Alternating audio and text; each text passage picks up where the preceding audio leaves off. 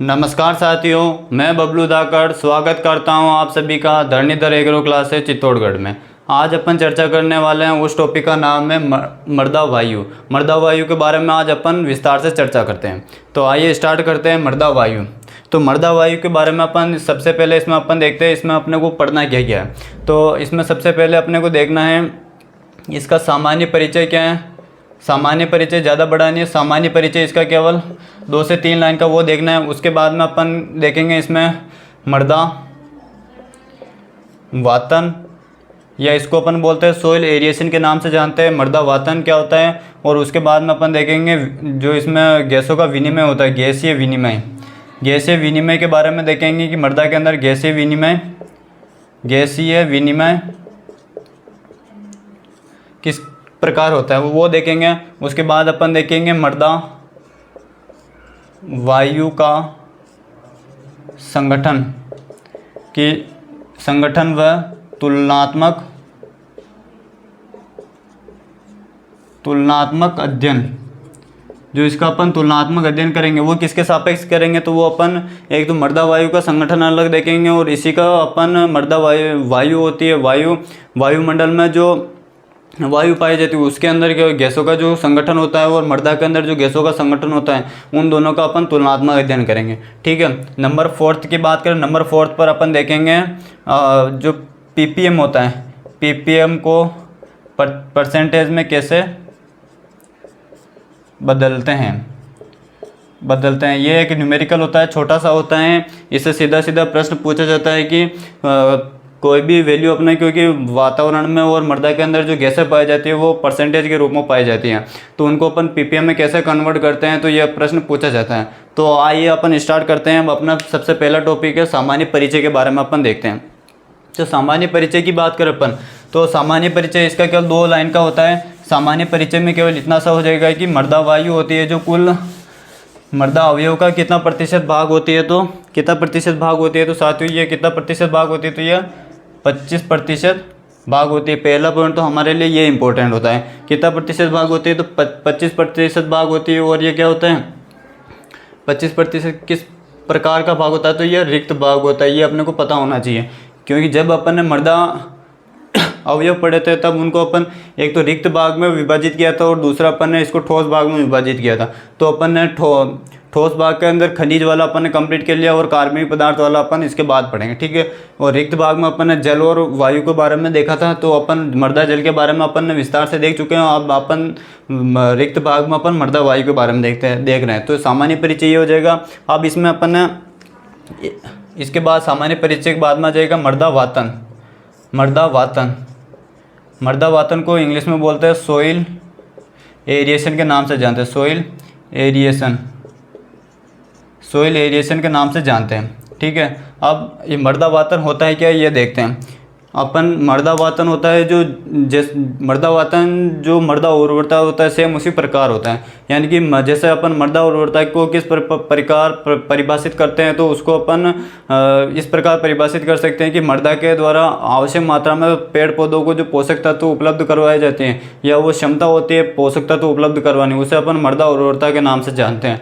तो उसी प्रकार मृदा वातन क्या होती है, तो मृदा के द्वारा आवश्यक मात्रा में वो उचित या संतुलित अनुपात में पेड़ पौधों को और मृदा के अंदर उपस्थित जो सूक्ष्म जीव होते हैं उनके उपापचय क्रियाओं के लिए मृदा के द्वारा जो आवश्यक संतुलित अवस्था में जो गैसें उपलब्ध करवाई जाती हैं, उसे अपन किस नाम से जानते हैं, मृदा वातन के नाम से जानते हैं। तो इसकी परिभाषा क्या हो जाएगी, तो इसकी परिभाषा हो जाएगी मृदा द्वारा क्या हो जाएगी इसकी परिभाषा, मृदा द्वारा पेड़ पौधों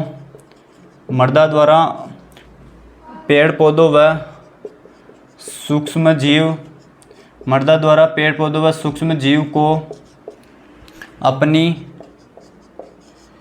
उपापचय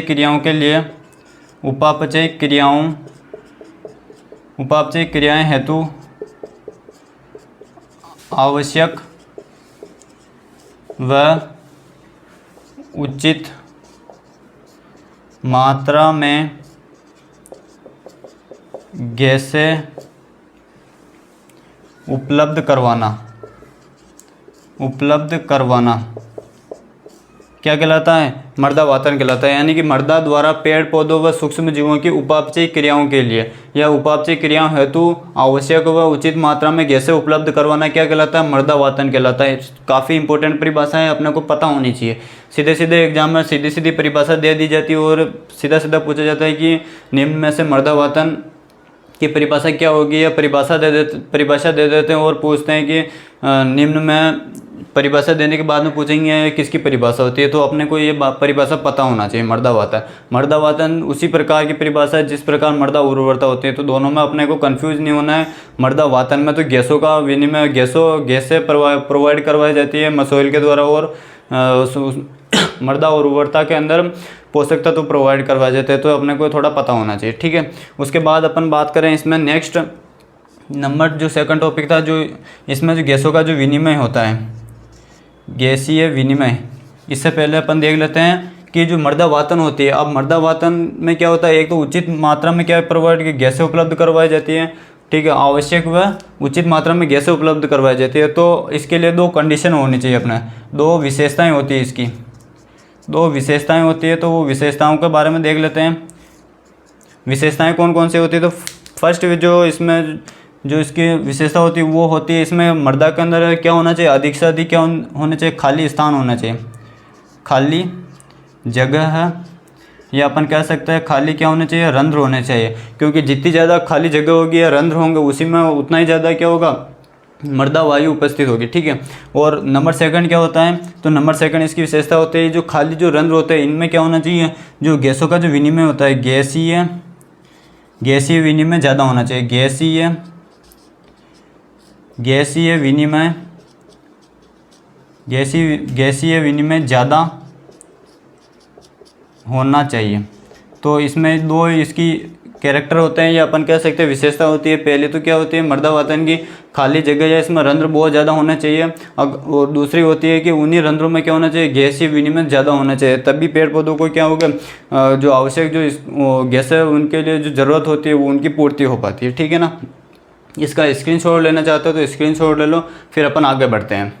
उसके बाद अपन आप देखते हैं क्या, अपन देखते हैं जो ये इसमें जो गैसीय विनिमय हो रहा है वो गैसीय विनिमय मृदा में किसके द्वारा होता है, तो उसके बारे में देख लेते हैं। वो एक लाइन का आंसर है उसका। उसके बाद अपन मृदा का संगठन के अंदर चलते हैं कि मृदा वायु का संगठन कौन कौन सा होता है।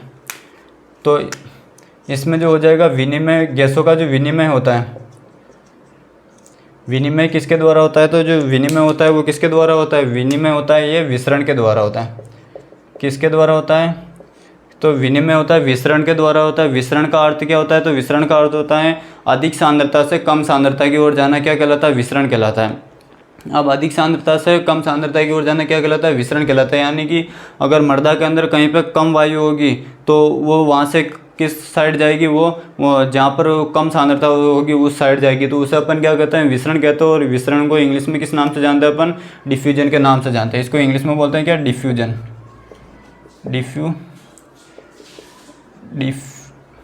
इसको इंग्लिश में डिफ्यूजन के नाम से जानते हैं, डिफ्यूजन के नाम से अपन जानते हैं। तो कंफ्यूज नहीं होना है अपने को। तो विनिमय किसके द्वारा होता है, तो विसरण के द्वारा होता है। सबसे ज़्यादा जो मृदा के अंदर गैसें एक्सचेंज होती है तो उसमें क्या होता है, विसरण के द्वारा होता है। ये अपने को थोड़ा पता होना चाहिए। अब अपन देखते हैं क्या, संगठन की बात कर लेते हैं। मृदा वायु का संगठन व तुलनात्मक अध्ययन देख लेते हैं अपन कि मृदा वायु का संगठन व तुलनात्मक अध्ययन किसके सापेक्ष हो, वायुमंडल में उपस्थित जो वायु होती है उसके सापेक्ष। तो अपन एक तरफ तो इसमें डालेंगे क्या, गैसें, कौन कौन सी गैसें होती है उनके बारे में देखेंगे अपन। उसके बाद में एक तरफ डालते हैं मृदा वायु में उन गैसों का कितना परसेंटेज होता है, और एक तरफ डालते हैं क्या, वायुमंडलीय, एक तरफ हो जाएगा क्या, वायुमंडलीय वायु, ठीक है। वायुमंडलीय वायु यानी कि वायुमंडल में उपस्थित जो वायु होती है उसमें कितना, उन गैसों का कितना परसेंट होता है। तो सबसे पहले मैं गैसों के बारे में बता देता हूँ। तो गैसें कौन कौन सी है, तो सबसे पहले इसमें जो गैस हो जाएगी वो हो जाएगी अपने कौन सी, कार्बन डाइऑक्साइड हो जाएगी। नंबर सेकंड की बात करें तो नंबर सेकंड होगी अपना ऑक्सीजन।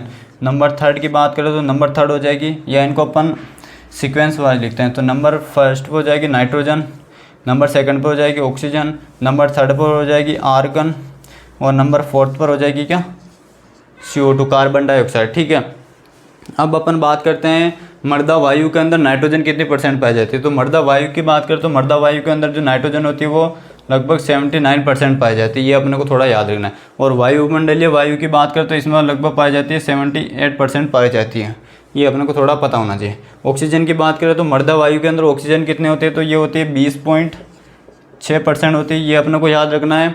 और इसी वायु ये कि ये वायु वायुमंडल में कितनी पाई जाती है, तो ये पाई जाती है 20.95% पाई जाती है, ये थोड़ा अपने को पता रखना।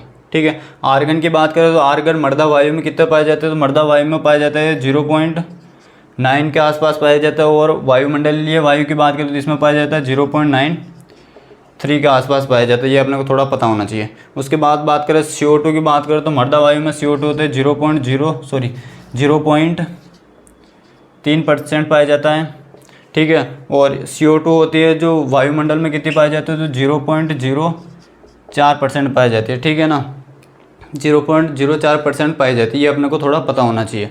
अब अपन बात करें अपने को इसमें याद क्या क्या रखना है, तो सबसे पहला अपने को याद रखना है कि जो नाइट्रोजन, और ये तो इतना कोई है नहीं, इसमें सबसे इम्पोर्टेंट है एक तो अपने को ऑक्सीजन के बारे में याद रखना है, और एक अपने को याद रखना है क्या, CO2 के बारे में याद रखना है। तो सीधा सीधा यही प्रश्न पूछा जाता है कि वायुमंडल में जो CO2 होती है वो कितने % पाई जाती है, तो वायुमंडल में CO2 कितनी % पाई जाती है, 0.04% पाई जाती है। और मर्दा के अंदर कितनी पाई जाती है, 0.3% पाई जाती है, ये अपने को थोड़ा पता होना चाहिए। ऑक्सीजन की बात करें तो ऑक्सीजन भी सेम इसी प्रकार से है, दोनों में ज़्यादा वेरिएशन नहीं है, इसमें 20.6% होती है, इसमें होती है 20.95%, ये अपने को याद रखना है। तो इनमें जो तुलनात्मक अंतर है वो यही है, और ये जो मैंने सीक्वेंस लिखा है ये इन्वायरमेंट में भी इसी प्रकार ये पाई जाती है, तो इसमें अपने को कंफ्यूज नहीं होना है, सीधा सीधा एग्जाम में यही प्रश्न पूछा जाता है। अब अपन इसमें देखते हैं नेक्स्ट, इसका स्क्रीनशॉट लेना चाहते हैं तो स्क्रीनशॉट ले लो, फिर अपन आगे बढ़ते हैं।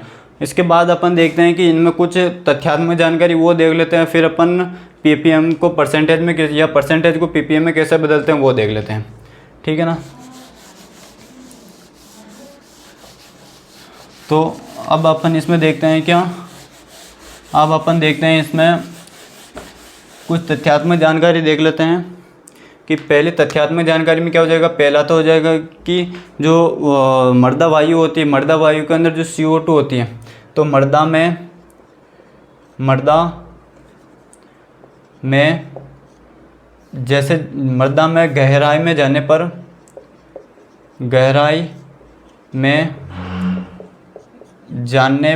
क्या होता है, CO2 की मात्रा क्या होती है, बढ़ती जाती है, ये अपने को थोड़ा पता होना चाहिए। CO2 की मात्रा बढ़ती जाती है, मर्दा में गहराई में जाने पर CO2 की मात्रा तो बढ़ती जाती है, और ऑक्सीजन की मात्रा क्या होती है, घटती जाती है। ठीक है ना, और इसी प्रकार अपन बात करें वायुमंडलीय वायु की बात करें तो उसमें भी क्या होता है, जैसे जैसे अपन ऊंचाई पर जाते जाते हैं तो उसमें क्या होता है, CO2 की मात्रा बढ़ती जाती है, और ऑक्सीजन की मात्रा क्या होती जाती है, कम होती जाती है, ये अपने को थोड़ा पता होना चाहिए। नेक्स्ट बात करें जो मर्दा के अंदर जो मर्दा में CO2 की मात्रा, एक ये याद रखना, मर्दा में CO2 की मात्रा वायुमंडलीय CO2 की तुलना में 10 गुना ज़्यादा होती है। कितनी होती है, 10 गुना ज़्यादा होती है। ये भी एक लाइन इंपॉर्टेंट है कि मर्दा में जो CO2 होती है वो अपन ने देखा था, मर्दा में CO2 कितनी पाई जाती है, तो 0.3% पाई जाती है, और वायुमंडल में कितनी पाई जाती है, 0.04% पाई जाती है। तो मर्दा के अंदर जो कार्बन डाइऑक्साइड होगी वो वायुमंडल में उपस्थित जो कार्बन डाइऑक्साइड होती है उससे कितने 10 गुना ज़्यादा होती है, ये अपने को थोड़ा पता होना चाहिए। उसके बाद अपन नेक्स्ट बात करें कि यदि ऑक्सीजन की मात्रा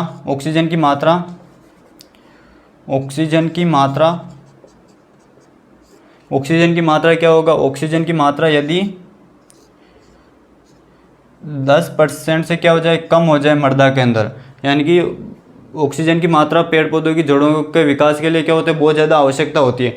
तो उसी प्रकार अगर 10% से कम हो जाती है मात्रा, तो जो जड़ें होती हैं, जड़ों का विकास क्या होता है, जड़ का विकास, जड़ का विकास क्या होता है, कम होता है। ये अपनों को याद रखना है। और अगर ये कि ये मात्रा क्या होती है 5% के पास में पहुंच जाती है, तो इसमें क्या होता है, जो जड़ का जो विकास होता है वो बिल्कुल ही क्या होता है, रुक जाता है। जड़ विकास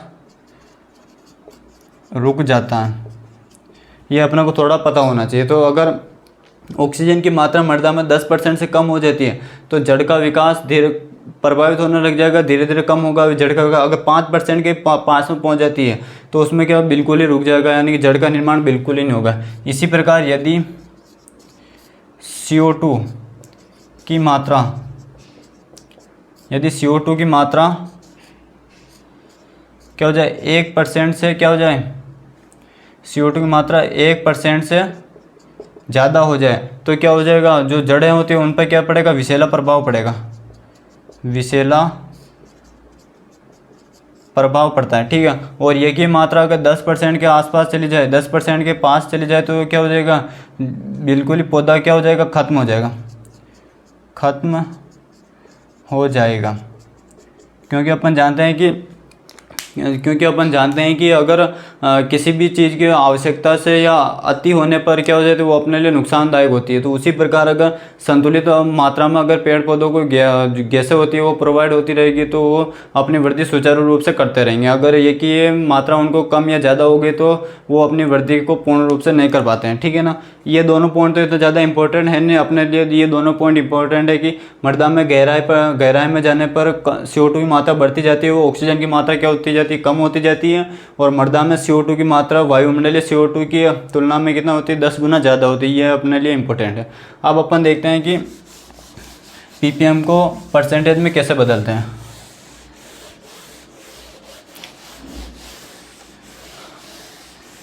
तो ये एक प्रकार का न्यूमेरिकल है। तो इसको अपन क्वेश्चन के रूप में लेंगे कि सीधा सीधा सुपरवाइजर में AAO में सीधा सीधा प्रश्न पूछा जाता है कि क्वेश्चन है अपना ppm टू चेंज, या अपन प्रतिशत को ppm में बदलें। ठीक है। किस में बदलना है, अपने को ppm में बदलना है।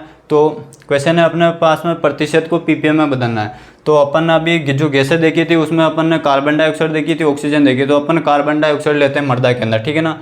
तो अपन ले रहे हैं क्या, CO2 की मात्रा है, CO2 की मात्रा है कितनी मृदा के अंदर, तो कितनी है मृदा के अंदर, तो है कितनी हो जाएगी, CO2 होती है 0.3%। और यही हो जाएगी किसमें, अपने वायुमंडलीय वायु या वायुमंडल के अंदर, वायुमंडल के अंदर कितनी है, ये हो जाएगी 0.04% होती है। ठीक है। तो इन दोनों को अपन को किस में चेंज करना है, ppm में चेंज करना है। ठीक है ना। तो इसका एक फॉर्मूला होता है, तो इधर हो जाएगा ppm बराबर, ये फॉर्मूला आपने को पता होना चाहिए। ppm बराबर क्या हो जाएगा, प्रतिशत इंटू 10,000। ठीक है। ये फॉर्मूला अपने को पता होना चाहिए। अगर ये फॉर्मूला अपने को पता है तो अपन कोई सी भी चीज़ को कन्वर्ट कर सकते हैं। ठीक है ना। अब ppm में बदलना है अपने को परसेंटेज इंटू 10,000 में। ठीक है। अब अपने पास में क्या, मृदा के अंदर CO2 कितनी दे रखी है अपने को, 0.3% दे रखी है। वायु की बात करें तो वायु में कितनी दे रखी है अपने को, तो वायु में दे रखी है अपने को 0.4%। ठीक है। तो अब इसी फॉर्मूला अपन में इसकी वैल्यू रखेंगे। सबसे पहले मैं निकाल रहा हूँ मृदा के लिए, मृदा के अंदर जो CO2 होती है उसके लिए निकाल रहा हूँ मैं। ठीक है। उसके लिए निकाल रहा हूँ। तो मात्रा कितनी दे रही है, 0.3% दे रही है। तो इधर हो जाएगा 0.3% इंटू कितना हो जाएगा, 10,000 अपॉन, ठीक है 10,000 हो गए। वो का वही मैंने जो ये मान है वो इसमें रखा परसेंट की जगह। अब क्या करना है, अपन जानते हैं कि अगर ऊपर कोई दशमलव होती है या कोई बिंदु होता है तो उससे उसको हटाते हैं, तो उससे क्या हो जाता है, नीचे की तरफ एक सुपर बढ़ जाता है। अगर नीचे की तरफ दशमलव तो ऊपर की तरफ क्या हो चला जाता है, ऊपर की तरफ एक शून्य बढ़ जाता है। ठीक है। तो एक यहाँ पर क्या होता है 0.3 था, तो एक अपन हटाया तो यहाँ पर अपना 10 आ गया। ठीक है। अब एक सुपर से क्या हो जाएगा, एक सुपर कैंसिल हो जाएगा, तो यहाँ पर कितना हो जाएगा, ये 3,000 ppm हो जाएगा। क्या हो जाएगा, 3,000 ppm हो जाएगा, ठीक है ना। 3 तो ये हैं और ये 1000 तो 3000 ppm हो जाएगा, ठीक है। इसी प्रकार अपन निकालना है उसके लिए, तो वायु में जो CO2 उपस्थित है उसके लिए निकालना है अपन, तो वही हो जाएगा 0.04 इंटू 10,000।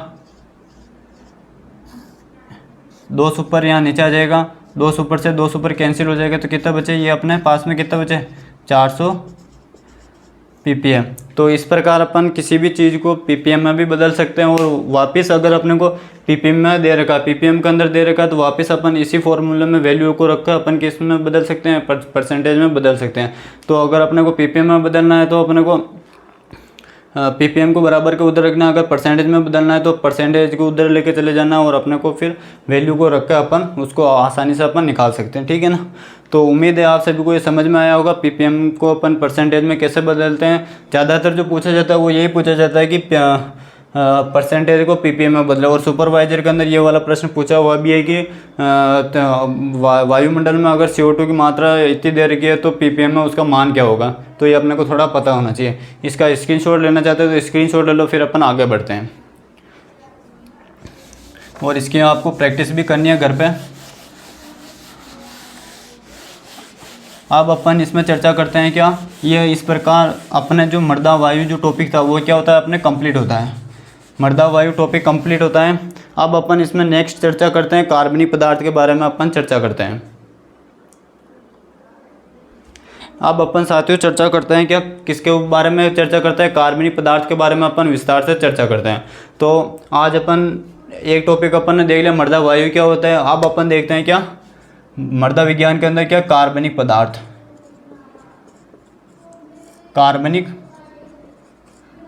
कार्बनिक पदार्थ के बारे में देखें, या ऑर्गेनिक कंपाउंड के बारे में अपन देखते हैं। तो कार्बनिक पदार्थ की बात करें तो सबसे पहले कार्बनिक पदार्थ, इसमें अपने को क्या क्या देखना है, तो सबसे पहले अपन सामान्य परिचय की बात करेंगे। उसके बाद अपन देखेंगे इसमें कि विभिन्न मृदाओं में कार्बनिक पदार्थ की कितनी मात्रा होती है। उसके बाद में अपन इसके अंदर ही कार्बनिक पदार्थ के अंदर ही अपन इसका स्रोत देखेंगे जिसमें ह्यूमस आएगा।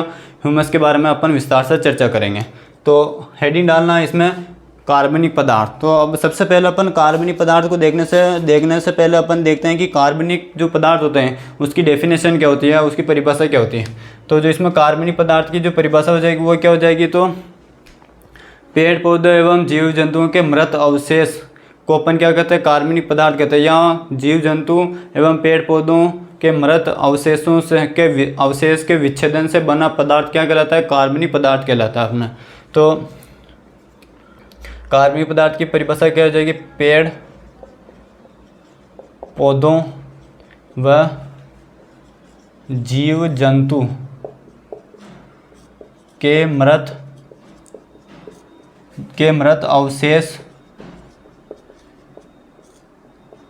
अवशेषों के विच्छेदन को बोलते हैं क्या, डिकम्पोजिशन।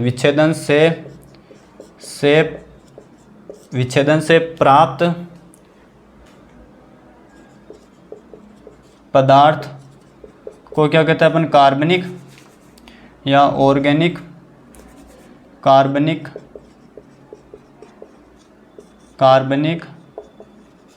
पदार्थ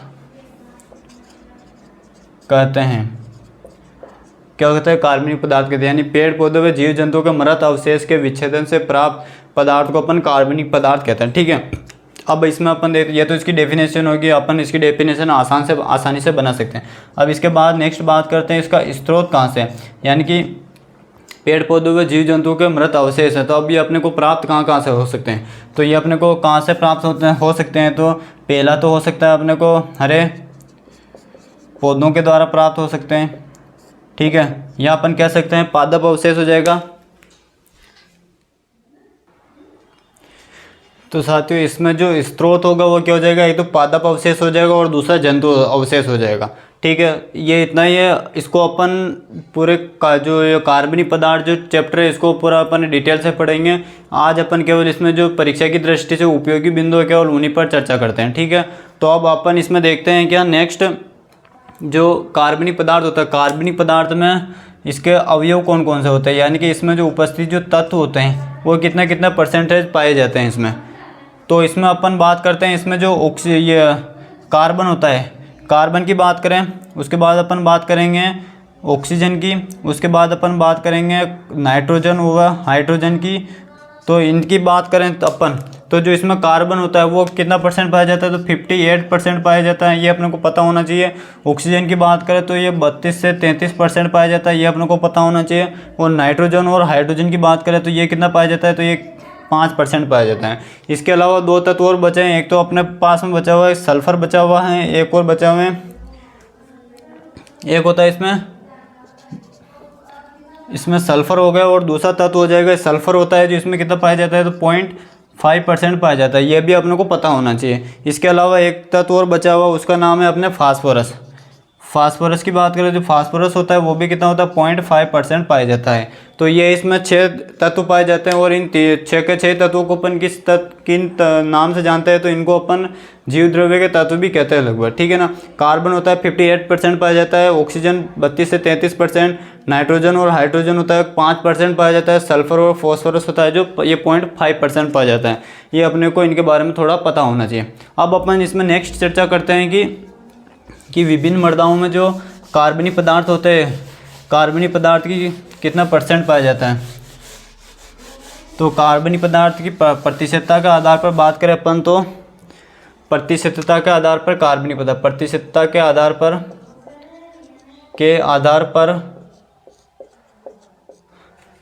कार्बनिक पदार्थ, इसकी बात करें तो सबसे पहले अपन देखें कि भारतीय मृदा में कार्बनिक कंपाउंड, या अपन कह सकते हैं ऑर्गेनिक कंपाउंड, इसको और इंग्लिश में बोलते हैं ऑर्गेनिक कंपाउंड के नाम से, तो मैं सीधा सीधा OC लिख रहा हूँ। तो भारतीय मृदाओं में कार्बनिक पदार्थ की मात्रा कितनी पाई जाती है, तो ये पाई जाती है 1 से 5% होती है, ये अपने को पता होना चाहिए। उसके बाद बात करें जलोढ़ या एलुवियल सोइल में ऑर्गेनिक कंपाउंड की कितनी मात्रा होती है, तो ये होती है 0.4 से लेकर 0.7%, ये अपने को पता होना चाहिए, ठीक है ना। ये केवल परीक्षा की दृष्टि से इंपॉर्टेंट पॉइंट है, सीधा सीधा एग्जाम में पूछा जाता है कि भारतीय मृदाओं में कार्बनिक पदार्थ की मात्रा कितनी होती है, तो 1 से 5% होती है, ठीक है। उसके बाद नेक्स्ट बात करें अपन पिट मृदा में कार्बनिक पदार्थ की मात्रा कितनी होती है, तो ये होती है 20 से लेकर 95% तक क्या पाया जाता है। इसमें पिट मृदा में कार्बनिक पदार्थ की मात्रा पाए जाते हैं। पिट मृदा क्या होती है, तो ये इसके बारे में अपन ने जब फर्स्ट क्लास देखी थी तो उसमें अपन ने देखा था कि पिट सॉइल क्या होती है। तो पिट सॉइल का अर्थ होता है कि इसमें जो कार्बनिक पदार्थ होता है, कार्बनिक पदार्थ का जो कार्बनिक पदार्थ पाया जाता है उसका क्या होता है, आंशिक अपघटन होता है, तो उनमें क्या होता है, अम्ल की मात्रा ज़्यादा पाई जाती है, इसलिए इनको अपन पिट मृदा कहते हैं। तो इसकी परिभाषा हो जाएगी कि वह मृदा जिसमें कार्बनिक पदार्थों का आंशिक विच्छेदन होता है, जिसमें अम्ल की मात्रा ज़्यादा पाई जाती है, या उसका जो pH मान होता है वो कम होता है, उसे अपन पिट मृदा कहते हैं। और पिट मृदा जो होती है वो चावल की फसल के लिए उपयोगी मानी जाती है, ठीक है। तो ये अपन ने 3 के बारे में देखा। उसके बाद अपन नेक्स्ट बात कर लेते हैं कि 100 ग्राम अपने कार्बनिक पदार्थ लिया अपन ने, 100 ग्राम कार्बनिक पदार्थ से 100 ग्राम कार्बनिक पदार्थ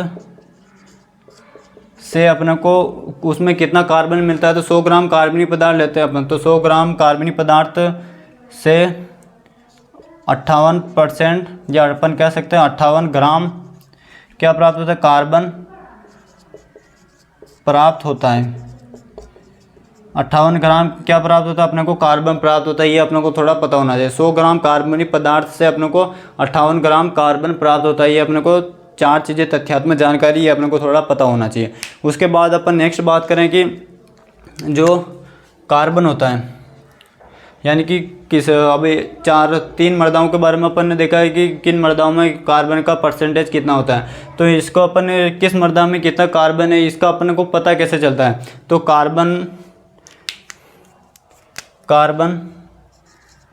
कार्बनिक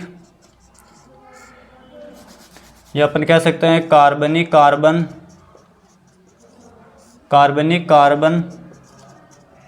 का मापन, कार्बनिक कार्बन का मापन किस विधि के द्वारा किया जाता है, तो वो किया जाता है वाकले व ब्लेक अनुमापन विधि के द्वारा। वाकले व ब्लेक अनुमापन विधि के द्वारा किया जाता है, ठीक है। यानी कि अगर अपने को कार्बनिक कार्बन का मापन करना है तो उसमें अपने को वाकले व ब्लेक अनुमापन विधि को काम में लेना पड़ेगा। और जब अपन वाकले व ब्लेक अनुमापन विधि काम में लेते हैं तो इसमें से अपने को कितना % अपने को कार्बनिक कार्बन की पता चलता है कि इसमें ये होता है, तो इसमें जो इसके प्रूफ होने के जो चांसेस रहते हैं वो 77% रहते हैं। ये एग्जाम में पूछा जाता है कि वाकले व ब्लेक अनुमापन विधि के द्वारा जब कार्बनिक कार्बन का मापन किया जाता है तो उसके एग्जैक्ट या उसके सही परिणाम आने का कितना % रहता है, तो अनुमान तो वो रहता है अपना 77% रहता है। ये अपने को थोड़ा पता होना चाहिए। तो ये 5 बिंदु बहुत ज़्यादा इंपॉर्टेंट है। इसके बाद अपन इसका अगर स्क्रीनशॉट लेना चाहते हो तो स्क्रीनशॉट ले लो। अब इसके बाद अपन देखते हैं क्या विभिन्न फसलों में क्या विभिन्न फसलों का कार्बन नाइट्रोजन अनुपात देखते हैं अपन। विभिन्न फसलों का कार्बन नाइट्रोजन अनुपात।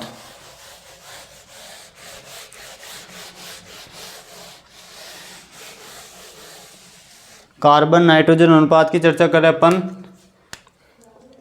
तो नेक्स्ट जो अपना पॉइंट होगा वो क्या हो जाएगा, कार्बन नाइट्रोजन अनुपात। कार्बन नाइट्रोजन अनुपात की बात करें अपन तो इसमें अपने को 7 से 8 कार्बन नाइट्रोजन अनुपात याद रखने पड़ेंगे। वो अपने को रटना पड़ेगा, इसके याद करने का कोई तरीका नहीं होता, ठीक है। तो सबसे पहले अपन देखते हैं जो सामान्य मृदा होती है, सामान्य मृदा या नॉर्मल सॉइल का कार्बन नाइट्रोजन अनुपात कितना होता है। तो सामान्य मृदा होती है उसका कितना होता है, तो उसका होता है 10 से लेकर 12:1 क्या होता है, कार्बन नाइट्रोजन अनुपात होता है। तो मैं इधर लिख देता हूँ कार्बन नाइट्रोजन अनुपात, ठीक है। तो सामान्य मृदा का कितना होता है, 10 से 12:1 होता है। ये अपने को थोड़ा पता होना चाहिए। उसके बाद अपन बात करें ह्यूमस व कवक का कार्बन नाइट्रोजन अनुपात कितना होता है। तो इन दोनों का सेम होता है, तो वो होता है 10:1 होता है। कितना होता है, 10:1 होता है। ये अपने को थोड़ा याद रखना है। उसके बाद अपन नेक्स्ट चर्चा करें सूक्ष्म जीव का। सूक्ष्म जीव की बात करें, सूक्ष्म जीव का कार्बन नाइट्रोजन अनुपात कितना होता है। तो इनका होता है 4 से लेकर 9:1। यानी कि इसमें जितने भी सूक्ष्म जीव हो गए, जैसे अपना हो गया जीवाणु हो गया, कवक हो गया, कवक का क्या 10:1 होता है, लेकिन जो रेंज है वो यही होती है, ठीक है ना। सूक्ष्म जीव में कवक हो गया, जीवाणु हो गया, प्रोटोजोआ होगा, ये सारे जो जितने भी सूक्ष्म जीव होते हैं अपने वो सारा आ जाते हैं। अब इसमें बात करें अपन सूक्ष्म जीव के अंदर जीवाणु का कितना होता है। तो जीवाणु की बात करें तो जीवाणु का कार्बन नाइट्रोजन अनुपात कितना होता है, तो वो होता है 4:1 होता है। कितना होता है, 4:1 होता है। ये अपने को थोड़ा पता होना चाहिए। उसके बाद अपन नेक्स्ट बात करें, कितने हो गए, 5 हो गए। उसके बाद नंबर 6 की बात करें अपन तो नंबर 6 का हो जाएगा farm yard manure. Farm yard manure या अपन इसको कह सकते हैं जो गोबर की खाद होता है। गोबर की खाद का कितना होता है, तो गोबर की खाद व दलहनी फसल का, गोबर की खाद व दलहनी फसल का कार्बन नाइट्रोजन अनुपात कितना होता है। तो ये अपने को थोड़ा याद रखना है। तो फार्म यार्ड मैन्योर व दलहनी फसल का होता है, इसमें इसका होता है कितना होता है, तो ये होता है अपने 20 से लेकर फार्म यार्ड मैन्योर व दलहनी फसल का जो कार्बन नाइट्रोजन अनुपात होता है वो कितना होता है, तो वो होता है 20 से लेकर 30:1 होता है। ये अपने को थोड़ा याद रखना है। 20 से अनुपात कितना होता है, 20 से लेकर 30:1 तक होता है। उसके बाद अपन बात करें नेक्स्ट तो नेक्स्ट हो जाएगा अपने जो अपने फसल अवशेष होते हैं। फसल अवशेष का कितना होता है कार्बन नाइट्रोजन अनुपात। तो फसल अवशेष का होता है अपने ये हो जाएगा कितना 100:1 होता है। तो फसल अवशेष का कितना होता है, तो 100:1 होता है। ये अपने को पता होना चाहिए। तो कितने हो गए, 1 2 3 4 5 6 7 8, यानी कि अपने 8 के बारे में अपने को पता होना चाहिए कि किसका कितना कार्बन नाइट्रोजन अनुपात होता है। एक बार अपन फटाफट रिवीजन कर लेते हैं, क्योंकि इनको याद रखने के लिए केवल 2-3 बार अपन अगर कंटिन्यूसली अब इसको पढ़ेंगे तो अपने को याद हो जाएगा, ठीक है ना। तो कार्बन नाइट्रोजन अनुपात की बात करें तो सामान्य मृदा का कितना होता है, तो सामान्य मृदा का होता है 10 से 12 अनुपात 1 होता है, इंपॉर्टेंट है। ह्यूमस व कवक का की बात करें तो इसका होता है 10 से 10 अनुपात 1 होता है। सूक्ष्म जीव का 4 से लेकर 9 अनुपात 1, जीवाणु का 4 अनुपात 1 होता है। फार्म यार्ड मैन्योर व दलहनी फसलों की बात करें तो इनका होता है 20 से 30 अनुपात 1 होता है। फसल अवशेष का होता है 100 अनुपात 1 होता है। इसके अलावा अपन फलों की बात करें तो फलों का कितना होता है, तो वो होता है 3 अनुपात 2 होता है। इसके अलावा अपन एक बात और करें कि जो अपने फलों की बात करें तो 3 अनुपात 2 होता है, ये अपने को पता होना चाहिए। तो लगभग 8 से 9 के बारे में अपन ने कार्बन नाइट्रोजन अनुपात के बारे में अपन ने पढ़ा है, ठीक है ना। उसके बाद में ह्यूमस एक छोटा सा टॉपिक और बचा हुआ है, उसको अपन नेक्स्ट क्लास में देखेंगे। आई होप आप सभी को मेरा ये पढ़ाया हुआ समझ में आया होगा। अगर समझ में आया हुआ तो इसे अपने दोस्तों के साथ शेयर कीजिए और मेरे चैनल को सब्सक्राइब कीजिए ताकि आपको और से अधिक और आपको जानकारी मिलती रहे। मिलते हैं नेक्स्ट क्लास में, तब तक के लिए जय हिंद जय भारत।